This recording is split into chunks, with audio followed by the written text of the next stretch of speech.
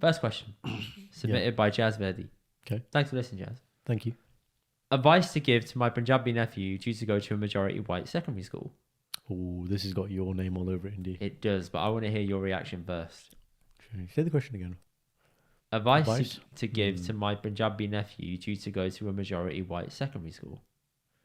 Okay, so secondary school, year 7, so he's going to be about 11 years of age. Well, the first thing is, look, secondary school, in my opinion, probably the most formative years of your life. Now, when you get to university, yes, more experimentation, bigger scale, but really for me, if I look back at it, my confidence, skills, everything, they grew in that kind of period.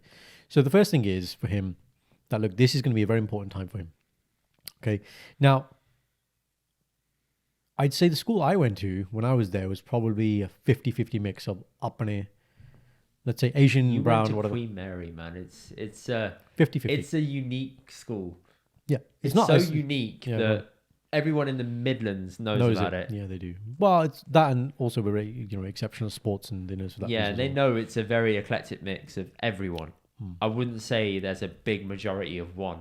There I'd say there probably is now though. There's probably a lot more. I don't know. I don't go prowling around the schools in it, so Just good that you're not. yeah, thank you. Pervert. Yeah. But it's a lot more Indian now. But what I would say is, look, it's nothing to be scared of. That's the first thing. I would advise him that look, he's 11 years old.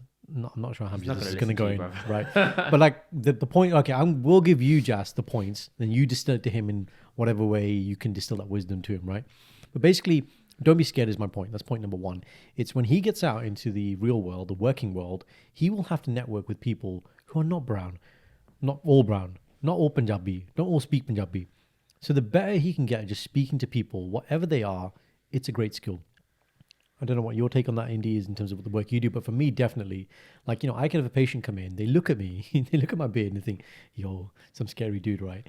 And I'll be like, you're right, Dave. And they're like, oh, he speaks like us. And then, they speaks like us. literally, the look on their face is The passive racism there. Right, the look He on their speaks face. like me. Yeah. But then, the whole kind of anxiety just drops a level and it's like, we can have a conversation now. Yeah. Right? So being around Gore, not a bad thing. Learn about the culture, learn how to make friends.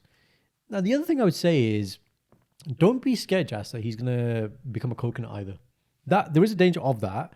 I have got some friends who only had white circles and therefore, they're really, really into Punjabi culture, Punjabi music, Punjabi songs, that kind of stuff. So it can happen. But what I'm saying is, I've got other friends who, although they've had that in school, because the family stuff and the cousin stuff and the stuff outside of that was Punjabi, they had a good mix of both. And so they didn't become coconuts. Yeah, those would probably be my 2 points. So it's not a bad thing. Learn how to speak with everyone and network. Although it's going to be white majority, it doesn't mean there's not going to be brown people. But don't be that kid who's just going to hang around with brown people. It's important. That is very important. Yeah. I think even Queen Mary, I think what naturally happened is when you're in year 7, everyone just mixes, right? Because you're the fusties, that's what we would call it, the first years, whatever. But by sixth form, everyone did have their groups. There was like an Indian gang. Yeah. There was like this gang. There was like a Muslim gang. I'm saying gang, but it's not like a gang. Like just groups. Groups probably. Crew. Yeah. Crew. That's it. And I got you, man. Don't worry. Yeah. And that naturally happened, but you're still safe with everyone. Like there was no like beef or whatever. Yeah, those would be my general points, I think. All right. My experience is very different. Yeah. I went to a very unaware school who didn't understand how to act around brown people. Okay. Because my parents were the first real brown people to settle into the area where they live now. Yep. Now it's dominated by like loads of Punjabi people and Upper and stuff, which is cool. But back then it was very novel. People didn't get it. They didn't get the way I looked. So they didn't know how to interact with me. And I knew how to interact with them to an extent. I went to a primary school for year 6 that was predominantly white. Okay. But prior to that, it was a private school that was dominated by Upper. Right. So that year 6 year, I feel like helped me get over that little potential fear that I had about just being around white people. Secondary school. Yeah. So I was like, oh, okay, they're just normal kids like me and you. And when you are younger, you don't really. I feel like you don't look at that. I don't know. I do not want to say yes. But everyone's upbringing is a little bit different. Yeah. So there's that. I got into year 7, and first thing is, it's gonna sound like it's fucking jail or something. It's not. But assert your authority wherever you can when people try and cross you and make you look like a little bit of a bitch. Wow, Because you talking about prison? Like, no, I'm talking about school. sounds because like prison, bro. naturally, if you're going to dominate in a predominantly white school, there's going to be some dickheads that will try and be mean to you or will try and cross you. You're going to have to deal with that. And you've got to prep your nephew for that at some point to tell him the right thing to do.